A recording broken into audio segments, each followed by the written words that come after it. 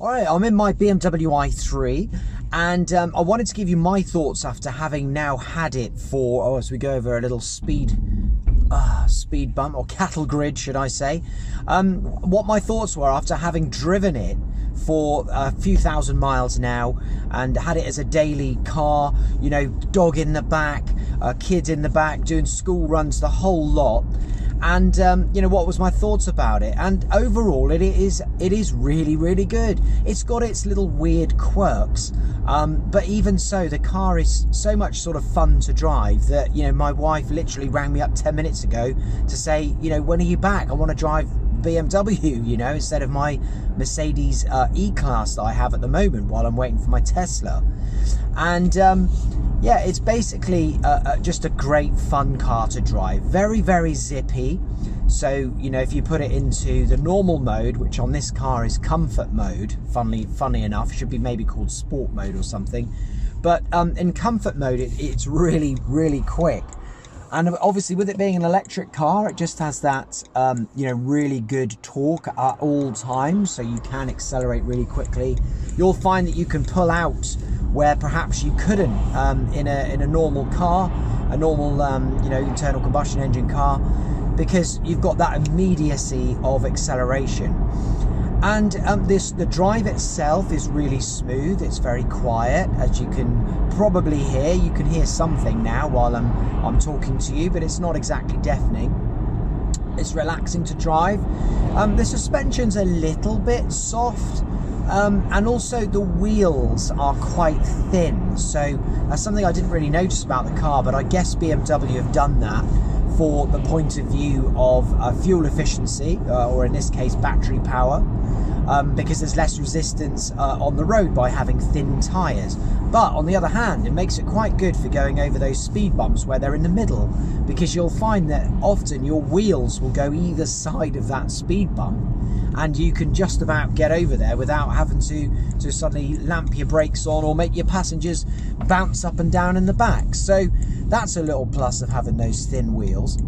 Now the doors are obviously the big one. The doors are the weird thing about this car.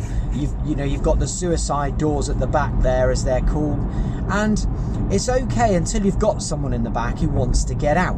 Because then what you have to do is you have to open the front door and kind of lean over and push it outwards, and then the person in the back, and in the case for me, it's like a little 7-year-old lad, and he has to then, you know, open the top of the door, push it open, and then you have to kind of remind them, if they're a kid, hey, shut the small door first and not the big one, because if you shut the big door first and then the little back door, it just doesn't fit together and you'll end up smashing it against the other door. So it has to be done in the right order, little door, big door, and that's an annoyance. And of course, if somebody is behind you, the driver, your seatbelt is actually attached to the pillar there of the rear door. So if somebody's going to open that rear door, bearing in mind, first of all, you're going to have to open your door, then they'll open their door, they're going to yank you and the seatbelt with it. So you have to detach your seatbelt, let it go up, then let them open the door, and then go back and then shut your door. And it's a bit of a performance. It's a bit of a pain, you know. But even with that, I love the car so much, and the fact that you can just charge it up and everything, and you know, you just keep going, and it's great for the environment, it's fun to drive, that even that annoyance isn't enough to stop me from, you know, wanting to have this car. And by the way that I got this car, and this, I really recommend trying this out. Sorry if you're getting loads of sunlight on me, by the way. It's one of those annoying winter days where the sun is super bright and low. So we're going to catch a bit of sunlight on the screen here, and I'm driving without my sunglasses. I didn't want to talk to you with my sunglasses on, so I'm going to be blinded instead. So I hope you appreciate that. So yeah, oh hello, is this the police now? Oh, they're all out today. Better slow down. Yep, got his little speed gun out. Okay, so the other thing that where was I? What was I even saying? Damn it. Oh yeah, about how I got this car, and this is how I recommend doing it. It's with EVZ, okay? There could be a link underneath this video. Click through, go and have a look. But and don't forget, if you sign up with these guys when I tell you about them, so use my referral code, because I get 50 quid and so do you. So you get £50 off your first month.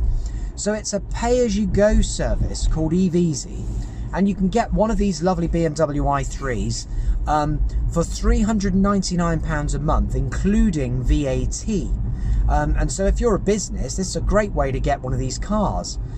You can get a 6 months contract, like printed by them, by EVeasy, so that you can then go and get the OLEV grant and have a charger put in at your house as well.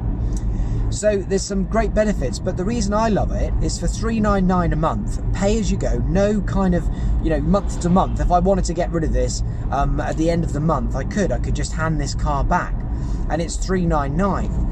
And the other good thing is that the insurance is included, the maintenance of the car's included, breakdown cover, tax, the whole lot, and you get 1,000 miles a month, which is enough for me because I do about 800.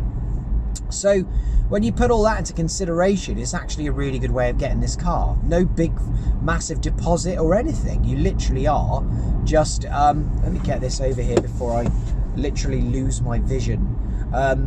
You literally are just paying that amount of money per month, and then that's it, forget it. All of your motoring expenses are included, so I think that's really good. Normally, if you were to go and buy this car, obviously it's pretty expensive, and you would have to put down a big deposit. And then if you lease it on a normal lease deal, you're going to have to, you know, commit to that for 2-3 years. So to be able to do it like this is just brilliant, and that's why I'm also getting my Tesla in the same way from EVeasy when they get them come in. So that's how I recommend getting the BMW i3. But yeah, as I say, as a daily driver, I love it. We charge it probably every 3 or 4 days. It doesn't take too long to get through that range. It usually comes up with 150 miles on the meter there is what you get when it's fully charged.